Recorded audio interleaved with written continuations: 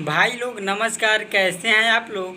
तो दोस्तों, कल रितेश पांडे जी का एक बहुत ही बवाल धमाकेदार बोलबम वीडियो सॉन्ग रिलीज होने वाला है। जी हाँ दोस्तों, जिस गाने का टाइटल है तेरे दर पे। तो दोस्तों, हम आपको बता दें कि इस गाने का राइटर हैं अजय बच्चन जी और इस गाने का म्यूजिक दिए हैं रोशन सिंह जी। तो दोस्तों, यह गाना बहुत ही बवाल होने वाला है और इस गाने को कल वेब म्यूजिक चैनल पर 5:45 पर रिलीज़ किया जाएगा।